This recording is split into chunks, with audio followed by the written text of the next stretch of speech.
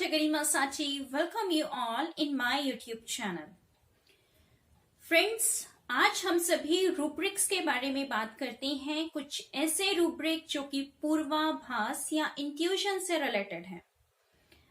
इसके लिए पहले एक्सट्रीमली सॉरी कि जो भी लाइव सेशंस आज किए गए हैं उसमें काफी डिस्टर्बेंसेस और नेट इश्यूज होने की वजह से उसी लेक्चर को हम रिकॉर्ड करके वापस से आप सभी के लिए अपलोड कर रहे हैं और लाइव सेशंस जो भी इंटरप्टेड थे उन्हें डिलीट किया गया है। स्टार्ट करते हैं हम लोग पूर्वाभास या अतीन्द्रिय दर्शी यानी इंट्यूशंस के बारे में।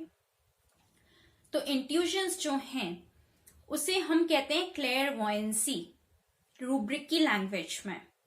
तो ये कई तरह के होते हैं। सबसे पहला है क्लियर ऑडियंस। क्लियर ऑडियंस का मतलब perceiving bye hearing what is inaudible, means जो चीज होने वाली है फ्यूचर में उसे पहले से सुन लेना।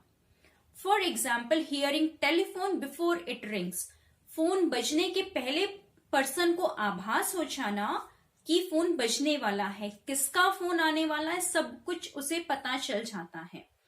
कोई 10 मिनट बाद क्या बात करेगा उसे ये भी फील हो जाए, दैट इज क्लियर ऑडियंस। ये सिफिलिटिक रूब्रिक है। और सिफिलिस क्यों है पूर्वाभास या अतीन्द्रियदर्शी? वो इसीलिए क्योंकि जो भी चीज नॉर्मल नहीं है मीन्स एबनॉर्मल है, दैट इज सिफिलिस। और ये एबनॉर्मल इसीलिए क्योंकि हर किसी के पास सिक्स्थ सेंस नहीं होता। नॉर्मल 5 सेंसेस है जो कि हर किसी के पास है, जो उससे हटकर है, कुछ अलग है, that is abnormal. Sixth sense is abnormal, that's why it is syphilitic. तो ये हुआ सिफिलिटिक रूब्रिक। इसी का थोड़ा सोरिक रूब्रिक होता है डिल्यूशन इमेजिनेशंस हियर नॉइजेस या डिल्यूशन इमेजिनेशंस हियर वॉइसेस। तो ये जो है ये सोरिक डिसीजेस में हम कंसिडर करेंगे, जबकि डिल्यूशन इमेजिनेशंस को सोरिक लेने के रीजन ये है क्योंकि ये सोरिक वैरायटी का है, मीन्स बहुत ज्यादा सिफिलिटिक लेवल पर नहीं है रूब्रिक, इसलिए सोरिक डिसीजेस में कंसिडर करेंगे। बट यदि डिसीज प्रोग्रेस करती है साइकोसिफिलिटिक या सिफिलिटिक तो वहां पर रूब्रिक जाएंगे क्लियर ऑडियंस। नेक्स्ट रूब्रिक है clear sentient. Clear sentient means उसके पास एबिलिटी आ जाती है सारी चीजों को फील करने की। So ability of a person to acquire psychic knowledge by means of feeling, means वो चीजें महसूस कर सकता है। इसके क्रॉस रेफरेंस में आता है क्लेयरवॉयंस। बट क्लियर सेंटिएंट में सिर्फ 4 रेमेडीज हैं, क्लेयरवॉयंस में ज्यादा हैं। तो हम हमेशा ज्यादा मेडिसिन वाला रूब्रिक लेते हैं ताकि मेडिसिन मिस ना हो, इसलिए क्लियर सेंटिएंट से बेटर रूब्रिक है क्लेयरवॉयंस। अब हम बात करते हैं क्लेयरवॉयंस क्या है। सो इट इज प्रिकॉग्निशन और टेलीपैथी, मीन्स पूर्वाभास पहले से होना और एग्जैक्टली उसी लेवल पर घटना जो चीजें महसूस की गई हैं। इसका जो सोरिक रूब्रिक है वो है anticipation for matter before they occur generally correctly, means उस चीज का पूर्वाभास होना उसकी घटने से पहले, कोई भी घटना के घटने से पहले और एग्जैक्टली वैसे ही घटना जैसे कि वो होने वाली है, बिल्कुल करेक्ट होना। बट यदि डिसीजेस सोरिक है तो ये anticipation for matter before they occur generally correctly लेंगे। लेकिन यदि डिसीज साइकोटिक है, साइकोसिफिलिटिक है, सिफिलिटिक है तो उन केसेस में हम क्लेयरवॉयंस लेंगे। इसके लिए एक और सोरिक रूब्रिक है delusion imagination has visions, means उसे सब कुछ दिखता है।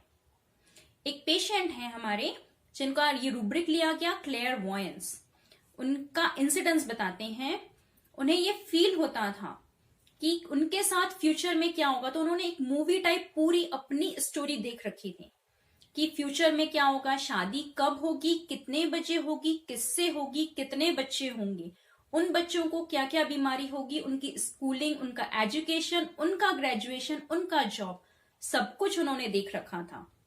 साथ ही साथ उन्हें उनका बुढ़ापा, उनकी डेथ, ये सब कुछ भी दिख गया था एक मूवी टाइप जैसे। और नेक्स्ट बर्थ कब और कैसे और कहां होगा, ये सारा कुछ उन्होंने अपने विजन में देख लिया, उन्होंने उस चीज को फील किया। और एग्जैक्टली आज उनके 2 बच्चे हैं, उनको कहाँ और क्या बीमारी हुई, उनकी स्कूलिंग और एजुकेशन कहाँ तक और कैसे जा रही है, वो चीजें एग्जैक्टली वैसे ही घटी हैं। तो ये हुआ क्लेयरवॉयंस का, इसे कहते हैं क्लेयरवॉयंस। इसी के जो सब रूब्रिक्स हैं तो है क्लेयरवॉयंस conscious that has beloved singing a certain thing, a certain song at a distance, means थोड़ी दूरी पे या माइल्स अवे वो कुछ गा रहा है उनका बिलव्ड। तो ये एक सब रूब्रिक में है। एकोनाइट is the single medicine in it, but ये बहुत ज्यादा इंपॉर्टेंस नहीं रखता, सिंगल मेडिसिन रूब्रिक है और ऐसा बहुत रेयर ही देखने मिलता है कि गाना उन्हें सुनाई दे रहा हो कि वो बिलव्ड उनका गा रहा है कहीं दूर। सो ये रूब्रिक इतना इंपॉर्टेंस नहीं रखता। बट क्लेयरवॉयंस जो है एक ब्रॉड रूब्रिक में सिफिलिटिक डिसीजेस के लिए बहुत ज्यादा इंपॉर्टेंस रखता है। और उनका जो केस था, जिनका अभी हमने एक्सप्लेन किया था कि पूरा मूवी टाइप सब कुछ चल गया, उनको जब मेडिसिन क्लेयरवॉयंस रूब्रिक के अकॉर्डिंगली दी गई तो उनका रिजल्ट पॉजिटिव रहा और ये जो आभास हो रहे थे वो होना भी उन्हें बंद हो गए।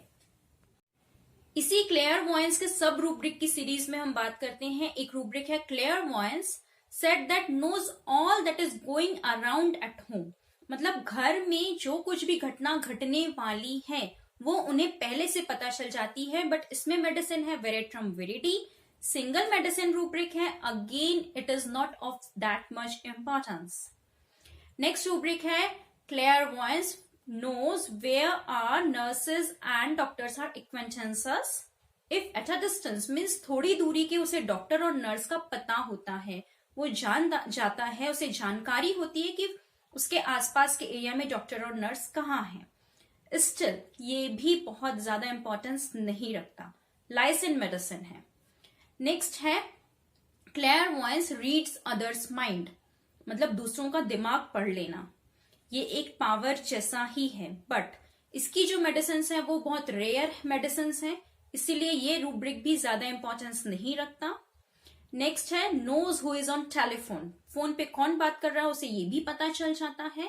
और लास्ट रूब्रिक क्लेयरवॉयंस का जो सब रूब्रिक में है visualises scenes as they will be, means उसे पता चल जाता है कि फ्यूचर में एग्जैक्टली क्या घटना घटेगी, लेकिन जो नेगेटिव घटना होगी वो इसके अंदर आएंगी। Visualises scenes as they will be. Medicine medorrhinum है, मेडोराइनम नेगेटिव चीजों को ज्यादा देख पाता है, जैसे एक डॉग की डेथ होनी है, कैट की डेथ होनी है, घर वालों में किसी की, बाहर वालों में किसी की डेथ होनी है, एक्सीडेंट होना है, कुछ बुरा होना है, कुछ लॉस होना है, जितना नेगेटिव पॉइंट होगा वो मेडोराइनम को विजुअलाइज होता है। क्लेयरवॉयंस में प्रोफेसिंग में मेडोराइनम हमें अक्सर कर देखने मिलती है और इसका रीजन ये है कि ये हमेशा एक फियर में रहता है कि दैट समथिंग विल हैपन, कुछ ना कुछ गलत होगा। तो वो सोचते सोचते इसके थॉट प्रोसेस भी इतने हाइटेंड हो जाते हैं, इसकी सेंसिटिविटी इतनी हाइटेंड हो जाती है कि इससे इंट्यूशंस आने लगते हैं इस बैड चीजों के, मीन्स एक्सीडेंट, डेथ और कुछ बुरा होने के। ये है क्लेयरवॉयंस एक पार्ट। सेकेंड पार्ट इसी से रिलेटेड है ड्रीम्स क्लेयरवॉयंट। ड्रीम्स क्लेयरवॉयंट में सपने में जो कुछ देखा वो एग्जैक्टली वैसा ही होगा। क्लेयरवॉयंस जागते में पता चलता है, ड्रीम्स क्लेयरवॉयंट सपने में, नींद में पता चलता है। ड्रीम्स क्लेयरवॉयंट अक्सर कर बुरी चीजों के लिए होता है, डेथ के लिए, एक्सीडेंट के लिए और कुछ भी बुरी घटना के लिए, तो वो ड्रीम्स क्लेयरवॉयंट है। इसमें आता है ड्रीम्स ऑफ अप्रोचिंग डेथ भी है, ड्रीम्स क्लेयरवॉयंट अबाउट डेथ भी है, मीन्स उसे मरने का ही दिख रहा है ड्रीम, लेकिन उसमें फिर मेडिसिन कम है। ड्रीम्स क्लेयरवॉयंट में ज्यादा मेडिसिन है, इसीलिए हम इसे कंसिडर करेंगे।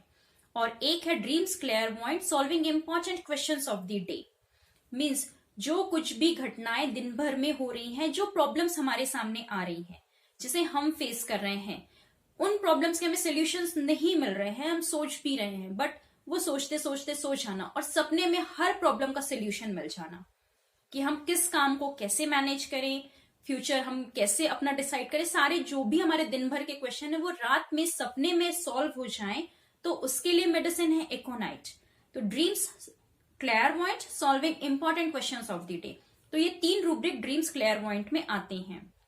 इसके अलावा है dreams of events, yet not taken place means अभी तक जो घटनाएं नहीं घटी हैं उन्हीं का ड्रीम देखना, तो उन इवेंट्स का ड्रीम होना या ड्रीम्स विजनरी, ये भी थोड़ा सा सोरिक रूब्रिक है, इसलिए सिफिलिटिक डिसीजेस में कंसिडर नहीं होगा, जबकि ड्रीम्स क्लेयरवॉयंट हम सिफिलिटिक डिसीजेस में लेंगे। और dreams of future events professing, so professing से रिलेटेड पार्ट हम नेक्स्ट लेक्चर में नेक्स्ट सेशन में कवर करेंगे। और लास्ट है that is activity like that of a clairvoyance, तो एग्जैक्ट घटना घटेगी दैट इज क्लेयरवॉयंस, बट यदि वो एग्जैक्ट नहीं है उससे सिमिलर है that is activity like that of a क्लेयरवॉयंस। For example उसे पता है कि किसी की डेथ होनी है बट किसकी होनी है ये चीज नहीं पता, that is activity like that of a क्लेयरवॉयंस। उसे ये पता है कि आज झगड़े होंगे घर में, किस किस के होंगे ये नहीं पता है, that is activity like that of a clairvoyance. तो ये 3 पार्ट आज हमने कवर किया, clairvoyance first part, second part is dreams clairvoyant, और third is activity like that of a clairvoyance. ये तीनों ही सिफिलिटिक हैं और बहुत ज्यादा हेल्प करते हैं एनालिसिस के बाद जब रूब्रिक सिलेक्शन करते हैं हम और मेडिसिन प्रिस्क्राइब करते हैं। तो ये प्रिस्क्रिप्शन के लिए हमारे डायरेक्ट रूब्रिक्स होते हैं, एक्स्ट्रा सेंसरी परसेप्शन के अंदर आते हैं और ये सेंसेस जो हैं वो एबनॉर्मल हैं, इसीलिए सिफिलिटिक हैं। आई होप आप सभी को ये क्लियर हुआ होगा। नेक्स्ट सेशन में हम प्रोफेसिंग से रिलेटेड बात करेंगे जो कि इसी से रिलेटेड है और इंट्यूशन से रिलेटेड।